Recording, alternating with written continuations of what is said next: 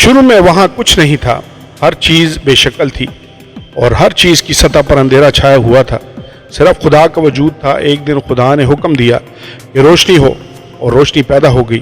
تخلیق کے پہلے دن خدا نے رات اور دن بنائے، دوسرے دن خدا نے پانی کو الگ کرنے کے لیے آسمان بنایا، تیسرے دن خشکی اور سمندر کی تخلیق ہوئی۔ اس نے یہ بھی حکم دیا کہ زمین پودوں اور بیج پیدا کرنے والے پودے پیدا کرے، اور یہ کہ ان سب کو اپنی نوعیت کے مطابق بڑھنا چاہیے۔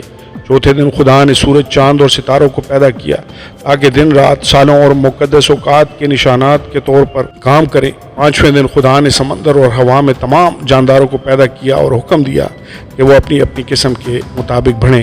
چھٹے دن تمام زمینی جانوروں کی تخلیق کی گئی اور اس نے ان سب کو حکم دیا کہ وہ باہر نکلیں اور اپنی اپنی قسم کے مطابق زمین پر بڑھیں۔ پھر اس نے زمین کی مٹی سے انسان کو بنایا اور اس میں زندگی پھونکی۔ مرد کی پسلی سے اس نے عورت کو پیدا کیا اور اس نے مرد اور عورت کو تمام زمین پر اختیار دیا۔ سبق: خدا قادر مطلق ہے اور جو کچھ موجود ہے اسی نے پیدا کیا ہے۔ آمین اور آمین۔